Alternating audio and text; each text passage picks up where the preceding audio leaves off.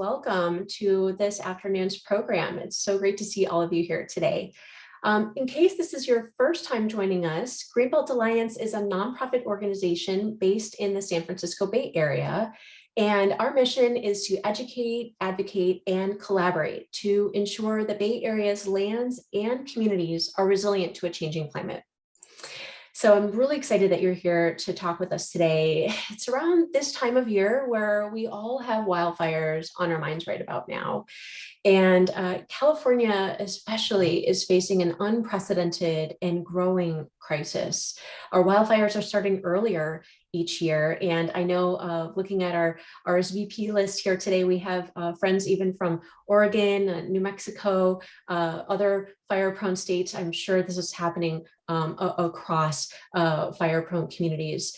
And back here in California, reflecting back on last wildfire season in 2021, we hit some new records and widespread impact. So we're all kind of wondering, how prepared is California for 2022 wildfire season, and what efforts are taking place to build our resilience so we're able to withstand each growing wildfire season.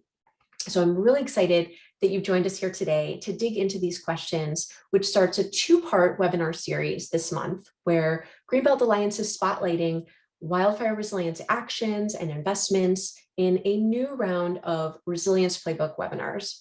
And since this is our 1-year anniversary, celebrating the release of our research highlighting the critical role that greenbelts can play in reducing wildfire risk, we'll be talking about how we need to prioritize these kinds of nature-based solutions to prepare communities for wildfires.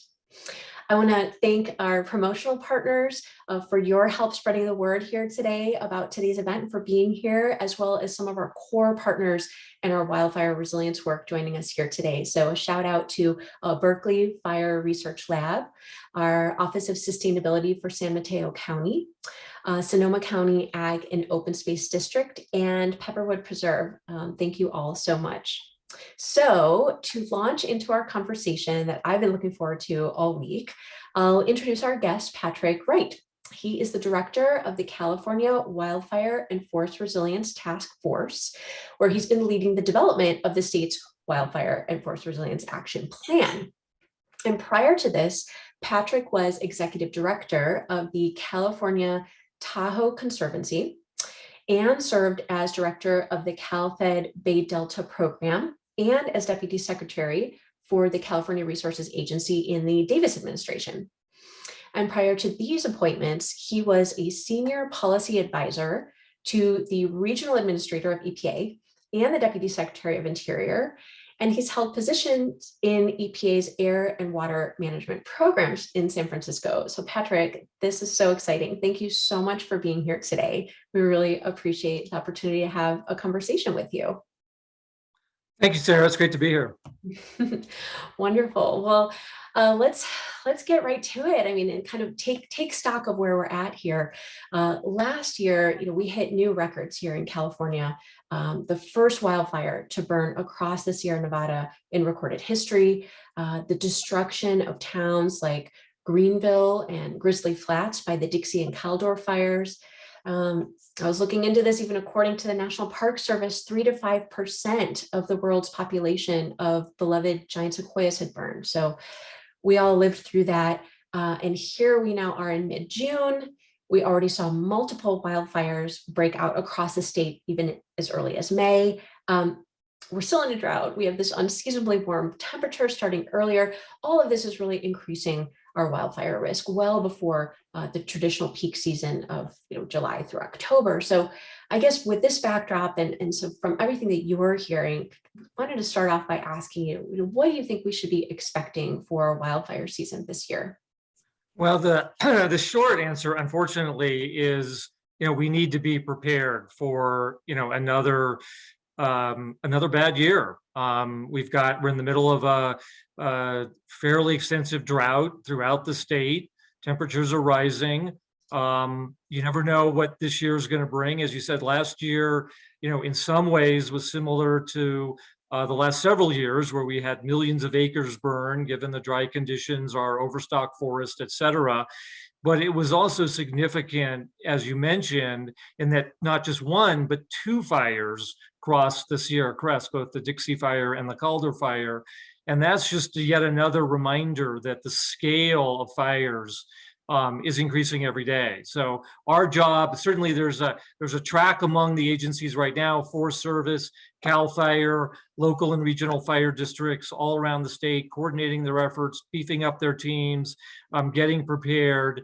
My job, the task force, is more long-term, is looking at how do we get ahead of the curve? How do we do enough forest health and resilient projects statewide to begin to reduce that threat, to make our forest and communities more resilient to fire?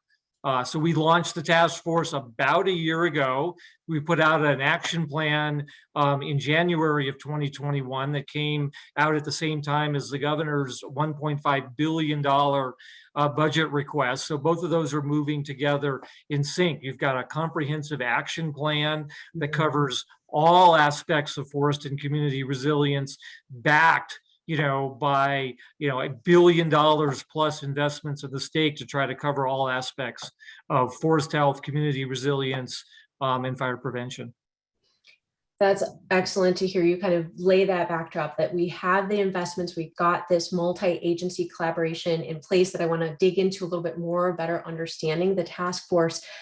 So I think a lot of us here today have heard about that task force, or were loosely following it. You mentioned your implementation plan, even a new website that was just released this week. Right. It looks great. So talk to us more about the role of the task force, who's involved, your overarching goals, and in relation to that, then what progress has been made so far since the inception of the task force? If you could get Sure. The task force in many ways grew out of, as many of you remember, we had an earlier very severe drought that led to over 150 million dead or dying trees, primarily in the Sierra Nevada. So a state-led task force was formed to try to address the drought and address the critical issues surrounding tree mortality. Over time, the next evolution of the task force was to begin to develop a set of more long-term recommendations based on forest and community resilience. When I took over, I decided to take it in a little bit of a different direction with the support of the Resources Secretary and the Governor's Office to say, we're up to our ears in recommendations from a variety of think tanks, legislative bodies, et cetera. What we really need is a comprehensive action plan that for the first time aligns the work of the federal agencies, the Forest Service, the Park Service, BLM, state agencies, including CAL FIRE and the Resources Agency, regional and local agencies, tribal agencies.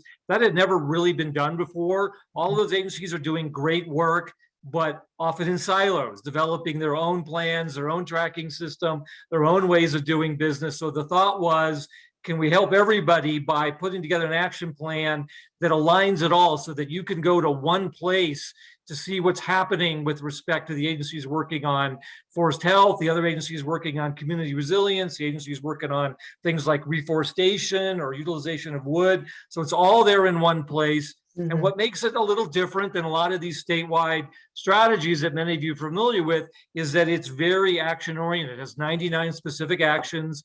Every one of those actions has a lead agency and a set of deliverables. So a big part of the action plan, we developed a database that you can see on the new website that tracks through all 99 actions, where we are with each one of them, who's the lead, is there a work group associated, which there usually is, an interagency group and a stakeholder group to track how we're doing on each of those actions.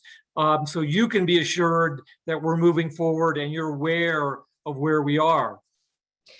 Having said that, certainly addressing this issue is more than just tracking 99 separate actions. Right. So what we're also trying to do is put together what we're calling a roadmap to 1 million acres. We've all recognized, the governor's recognized, the Forest Service has recognized that we're not going to get a handle on this situation unless we go big, unless we treat scale up projects that are currently hundreds of acres or thousands of acres to tens of thousands of acres. And so we have this executive order and we have a mandate in the action plan to try to scale up to 1 million acres annually by 2025. And we're really trying to do that through sort of three ways. One is a series of what we're calling statewide strategies, things like prescribed fire, reforestation, landowner assistance.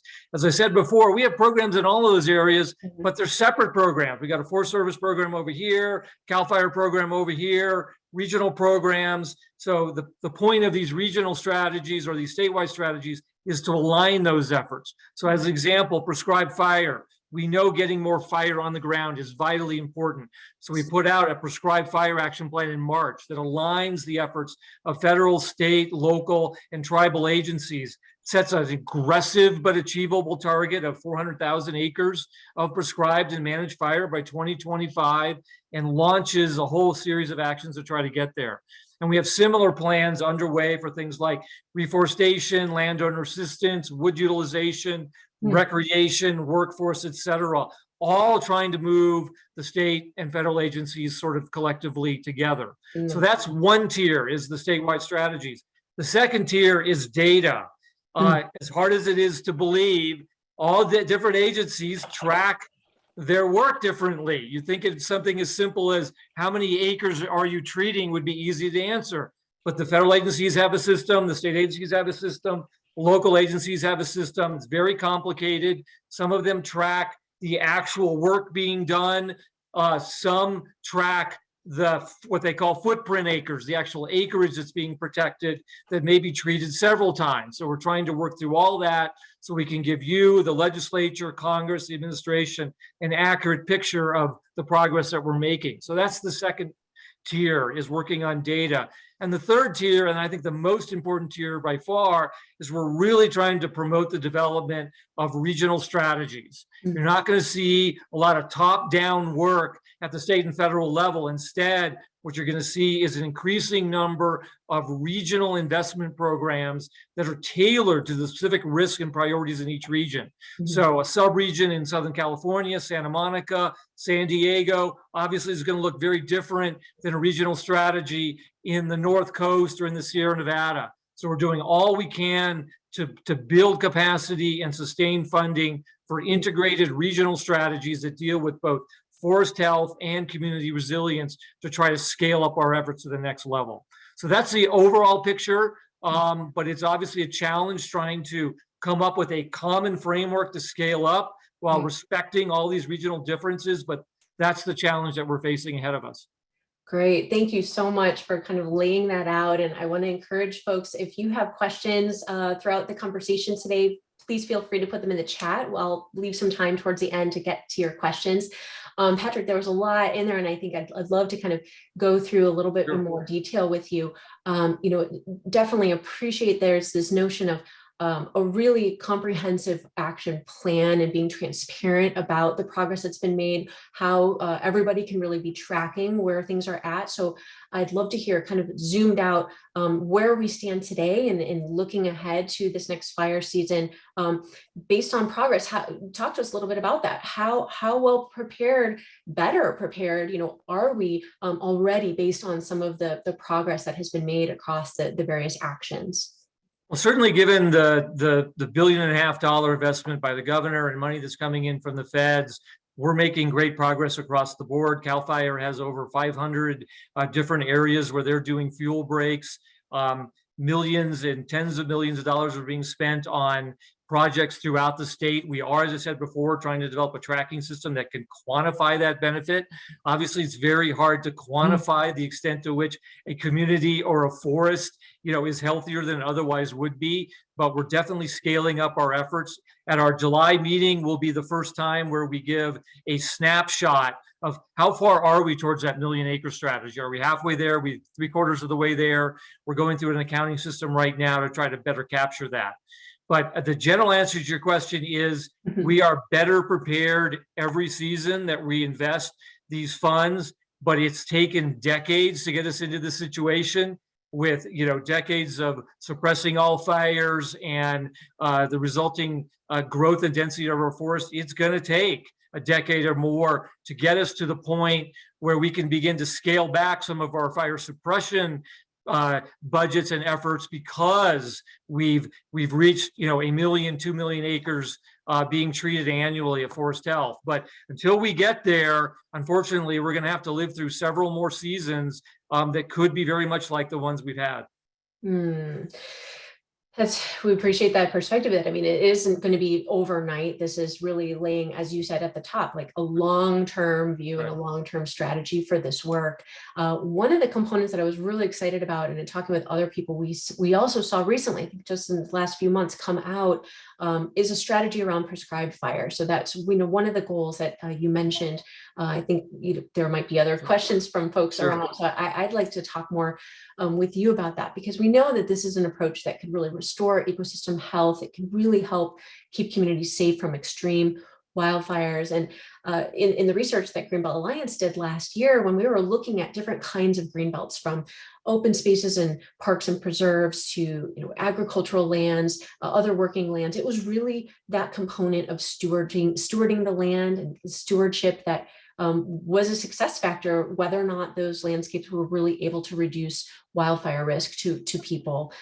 So certainly, prescribed fire can be an approach on many of those kinds of landscapes. And here in the Bay Area, I would say that there's been more increased attention on let's get promoting prescribed fire, in place across the landscape, cultural burning.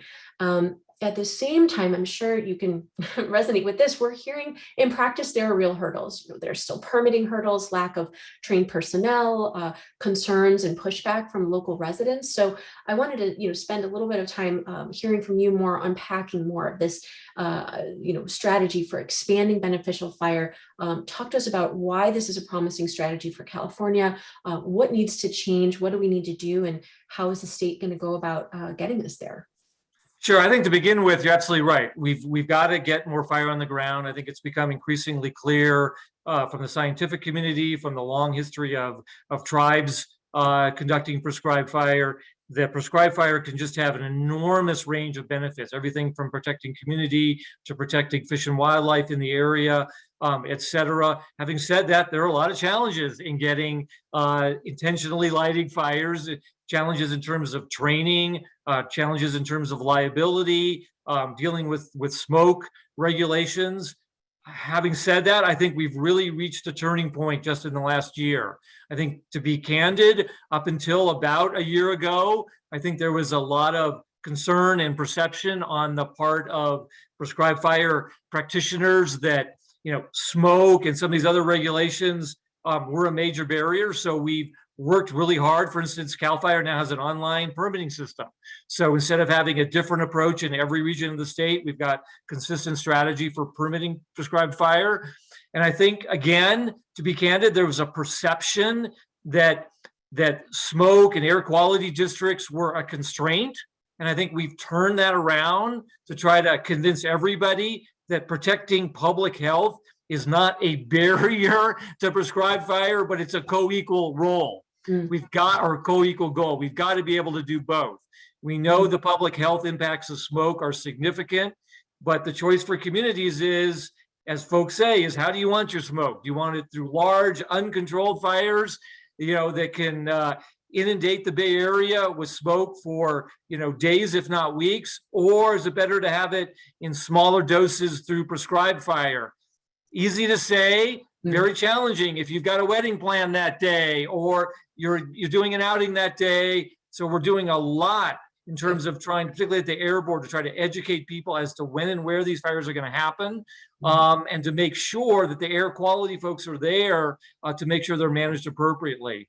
But the bottom line is we are trying to very significantly scale up our efforts. As I said before, the action plan calls for 400,000 acres to be treated through prescribed or managed fire by 2025. That is a 3- or 4-fold increase from where we are now. But it's going to take a lot of work in educating the public and communities on the wide-ranging benefits that those treatments have. So a couple of things hanging still in prescribed fire. I want to unpack wide-sweeping co-benefits behind these kinds of practices. If you could speak to how this can also address our drought resilience, biodiversity goals the state might have, and then also the role of Indigenous tribes, organizations, practitioners to really revitalize traditional fire stewardship, how that is being prioritized in this work. Yeah, we've made a lot of effort to do outreach to tribes, and there's a new $20 million grant program specifically for tribes that is focused on prescribed fire and other treatments they're making.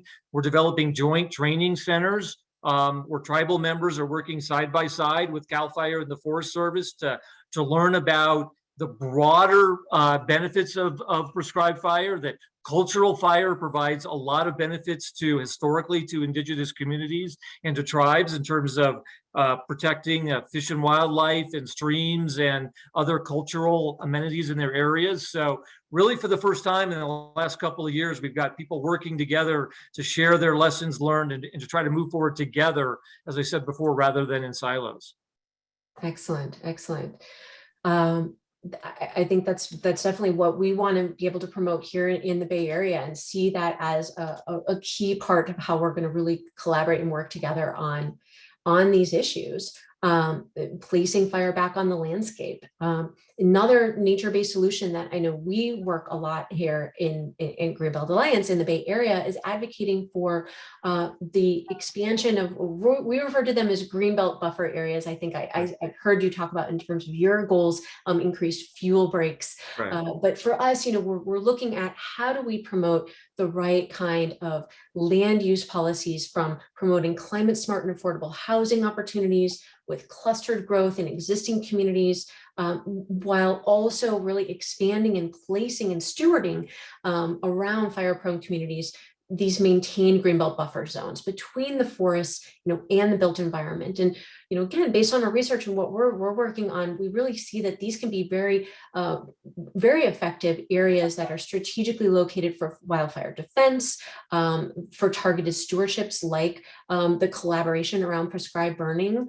In fact, I know we've met with you a number of times, kind of talking through how we're working on this here in Sonoma County with a range of partners to really identify, okay, well, where would the best locations and the criteria for stewardship, what would that look like in Greenbelt buffer areas in Sonoma County to protect the most at risk, and really, again, have these kinds of nature-based solutions serve to protect entire communities from wildfire. So would love to hear a little bit from you about that goal and the work, any progress that you're seeing being made across the state in increasing, fuel breaks or Greenbelt areas. What are some lessons that that you're seeing that might be helpful for us here in the Bay Area to be? Well, I think your program is a result of one of the major lessons learned.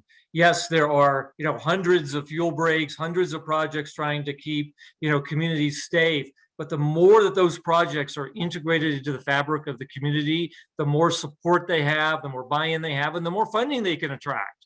And so fuel breaks to some degree have gotten a bad rap. There's sort of a perception that there's these huge, areas where vegetation is completely stripped from the land just to protect communities. But more and more agencies are moving towards what they're calling shaded fuel breaks, where you just thin the trees maybe a little bit more than you otherwise would, both to make sure if fire hits that area, the flame lengths drop significantly down to the floor as opposed to being up in the canopy. They also provide areas where firefighters can make a stand.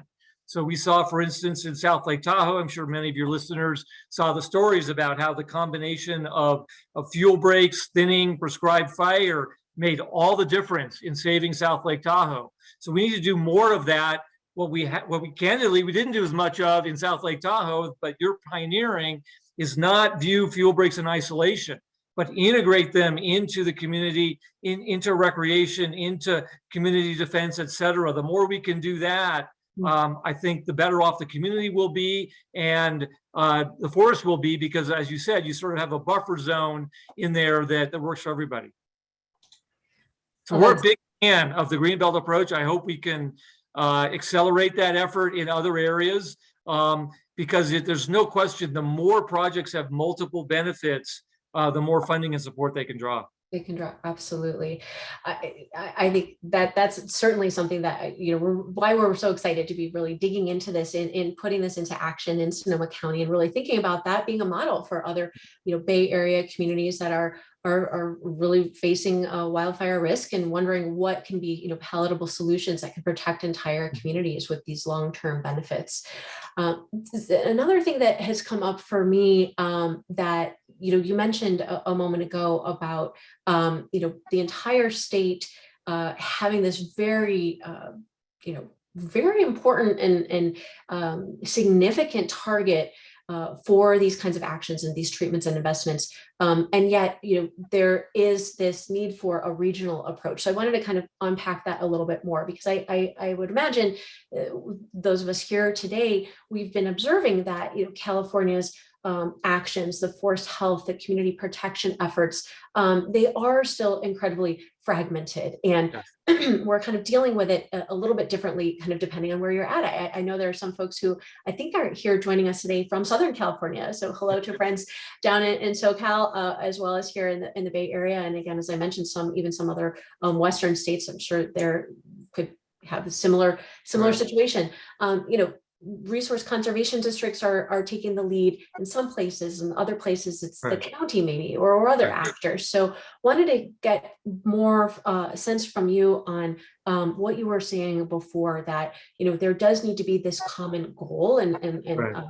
Important target for the state. But what does it look like to actually then bring everybody up, regionally speaking, to be able to treat the 1 million acres annually by 2025? And what can you say the Bay Area might be able to expect from that kind of an approach? Sure. Yeah, it's a real challenge. On the one hand, we've got Congress, we got the legislature saying, scale up, go fast, treat as many acres as you can. And then we've got this competing pressure that says, slow down, be collaborative, make sure you have all the communities on board. So how do you hit that sweet spot?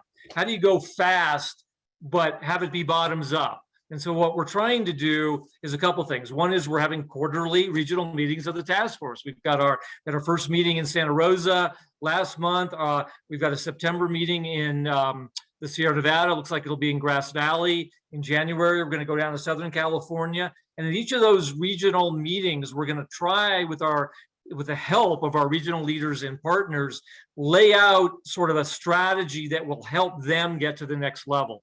The first part of it is science. We've got an interagency science team that's working to describe in great detail, how do you define forest resilience in each of our regions? How do you measure it? For instance, is it tree density? Is it the extent of your canopy? Is it the richness of your species in your area, et cetera? So we've got an interagency science team that's working on defining forest resilience and doing an inventory and an assessment of the health of all of the forests by region, so that each region has a handle on what they need to do to have resilient forests. So every local partnership, every collaborative doesn't have to start from scratch and think about, how am I going to spend millions of dollars of hiring people to try to figure out what the health of my forest is and how to get to the next level. So we're going to come in with a set of regional toolkits to help them get there and to accelerate that work. We're also going to have the first ever statewide inventory of all recently completed and planned projects. So if you're an RCD or you're a county and you're doing a project, you will know, hey, there's a Caltrans project a mile away. There's a Forest Service project 5 miles away. It'll help bring together these parties that otherwise wouldn't be able to coordinate as well without that rich data system. And then third, we're launching what we're calling a regional investment program, where we will provide block grants to regions that scale up. So if your plan is 50,000 acres or more, and you've got broad-based support from your community, we're planning on providing block grants of 10 million, 20 million or more to each of those areas. Because the number one thing we've heard throughout the state from regional partnerships, forest collaboratives is, we don't have the capacity and we don't have sustained funding.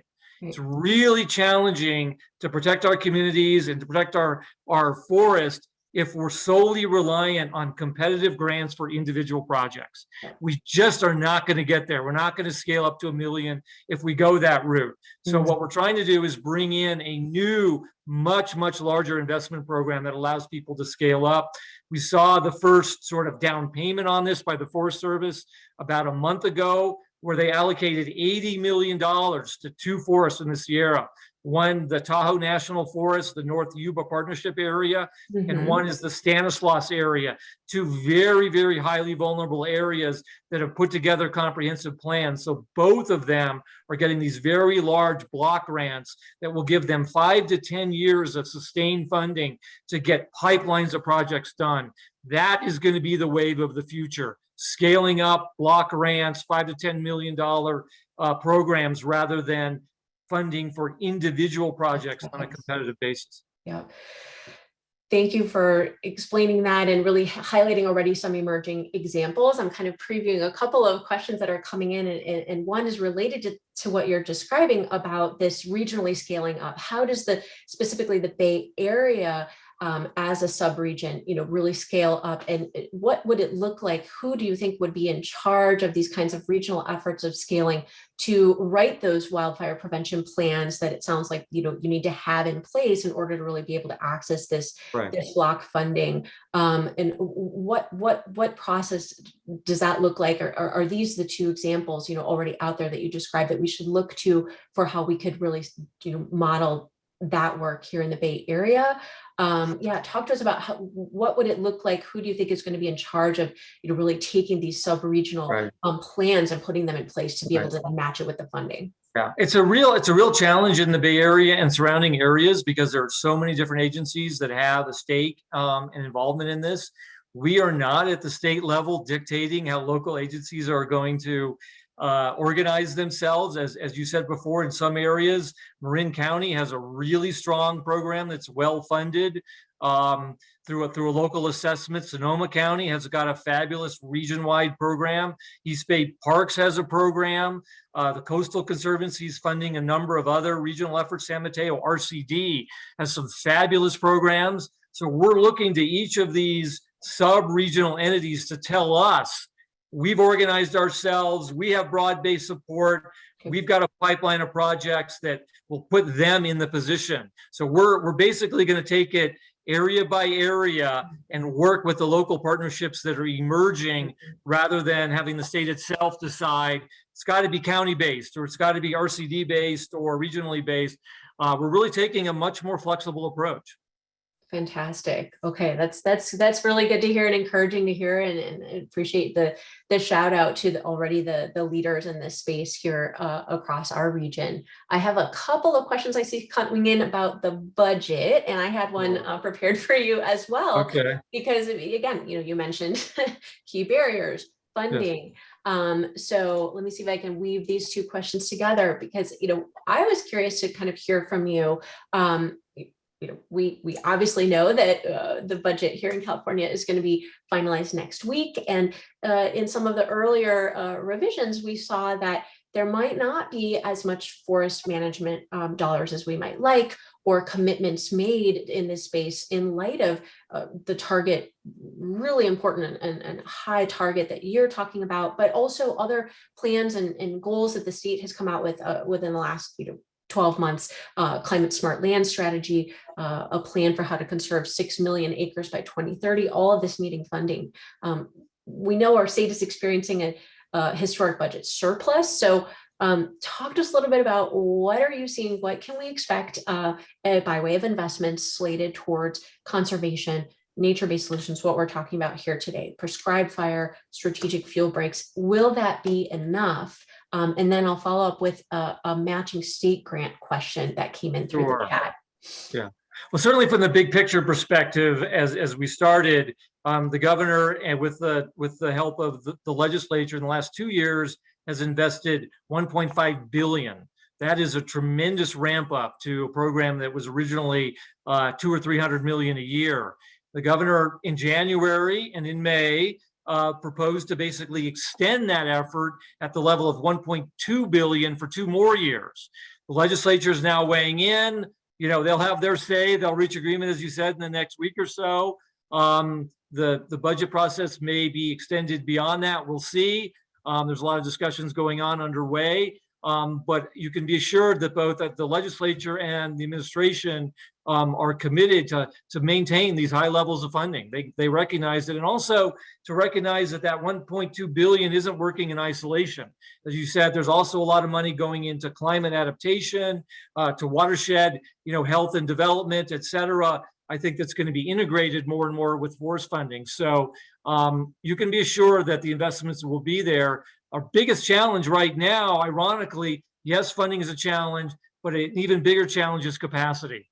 We're hearing from folks all over the state that even if funding is there, we simply don't have the workforce. So we're really trying to come up with innovative solutions to be able to get that money out the door to new partners who are better able to spend it. Good, good, good. Okay. Follow-up funding question. Any discussion at the state level of matching state grants for the local funding, like a 50-50, to acquire easements and or fee title for greenbelt buffers? The person here, hey Mark, mentioning an example, the town of Paradise does not have the financial assets to acquire sufficient easement or fee title for this purpose. So curious your no, that's a great question. For years and years, there's been a program called the Forest Legacy Program, and this is one of those programs that we're trying to align because the Forest Service has a program, Cal Fire has a program, and the Wildlife Conservation Board. They all have programs that acquire land or acquire easements to protect forest in perpetuity. I think the idea of doing it specifically for greenbelts is candidly a new idea that I think the Greenbelt Alliance has brought to their attention that I think we may want to focus on a bit more. It's not to say that, protecting intact forest in, outlying areas isn't important for all the carbon storage and wildlife resilience issues, but more and more those forest legacy grant programs are focused on protecting forests that are in the wildlife so-called wildlife urban interface to provide a buffer between communities and forests. So if we can combine that concept with green belts, that may be a way to take that program to the next level. I think we should definitely have another conversation about how we can do that and pilot that here in the Bay Area in our work, because absolutely, I mean, again, I think for us, what's motivating behind that is, again, big, huge target, tons and tons of acres. Where does it make strategic sense that we can start to drive, investments today and tomorrow to make immediate impact? So that is a way that we can be a bit more, strategic while, we have to do it all, but taking that more strategic approach. So I really appreciate that question. I think that should definitely be something we should look into together. Another question that has come in, this is back to the task force.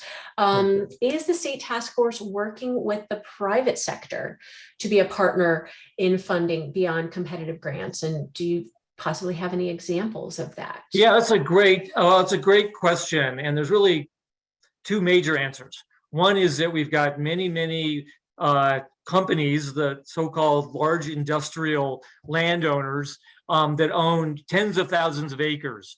And a lot of those areas have burned significantly. And a lot of them are wondering whether or not they should replant that acreage, given the potential likelihood that their investments are literally going to go up in flames every, 5 to 10 years. So the governor proposed just this year, for the first time ever, $100 million reforestation program. And so we are working right now with those large forest landowners to talk about what's the best use of those investments and how can we be assured that we get public benefits out of those investments, that the new forests that are replanted are more resilient to climate, to fire, and provide a broader range of public benefits than they otherwise would. So we're just right now actually developing that program. So it's a great question.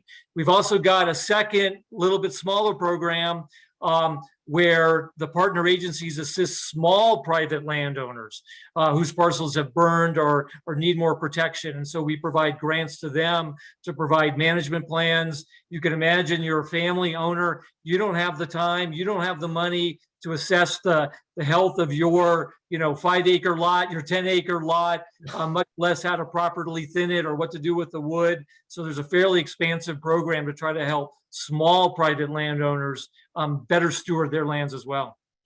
That's great. Fantastic. Good question. Thank you, Dee. I'm just doing a quick time check. We'll hang for about 5 more minutes. So if anyone else has other questions, please feel free to share them in the chat or Q&A. I can look to get to those here.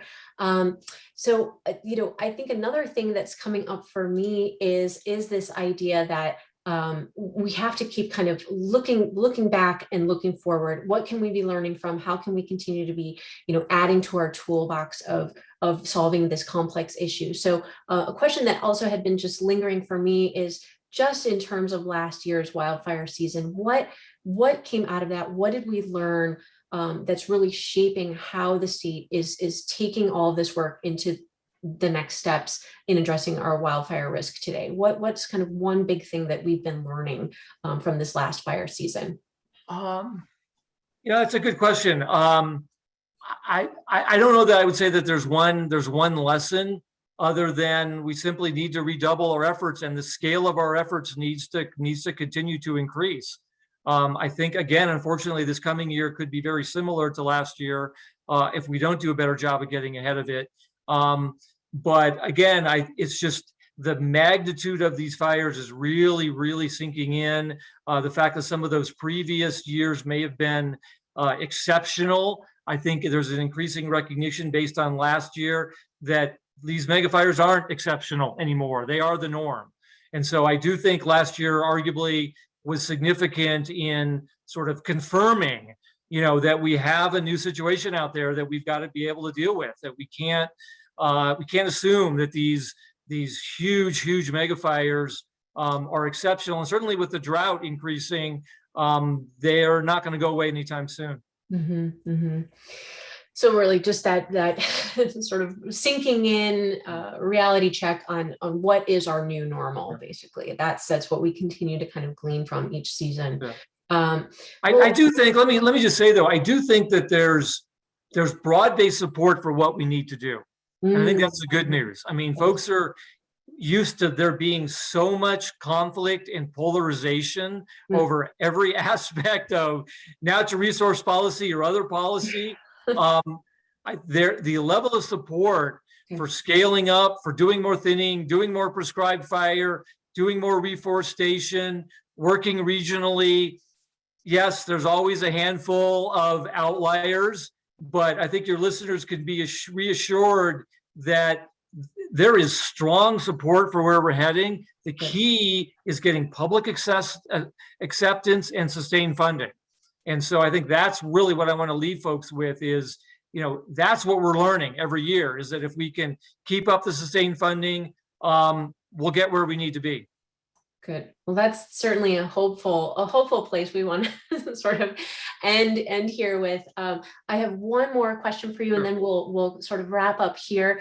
But this is coming in also. It's a really good question. How overall the work that's been done, this funding that we're talking about, how are you seeing that being available to low income, really our most vulnerable populations and communities across the state? Can you talk a little bit about how that is going to reach? Well, I would say, that's traditionally when governments announce or implement grant programs, they run through competitive processes, and that often leaves low income and disadvantaged groups behind.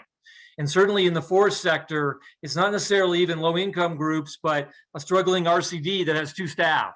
And so one of the things that we're determined to do is not simply reward the areas that are further ahead.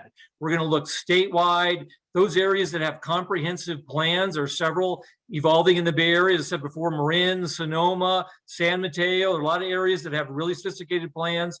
Those areas are going to get block grants to go.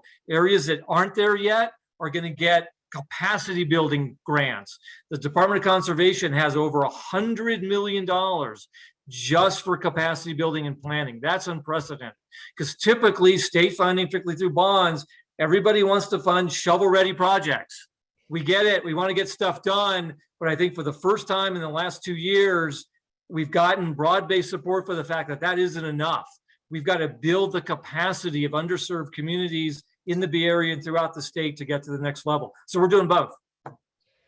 Patrick, thank you so much for all of the work that you're doing. This is not easy work. A lot of us are under a lot of pressure and anxiety. A lot is at stake, and yet I really appreciate how you're saying there is the support. We're building in the collaborations, the sustained funding, in reaching the places that need it the most. So thank you for all the work that you're doing and for being here with us today. I hope we all learned something here. We're heading into our 2022 wildfire season with a little bit more glimmer of hope, and go back. It sounds like from some of the chat, questions, go back and take a look at what are the regional leaders and plans that are bubbling up in your area and how that can connect back to making progress here across the state. If you left this webinar feeling inspired today, please consider making a donation here to Greenbelt Alliance for the work that we do here in the Bay Area. You can do that on our website at greenbelt.org/donate.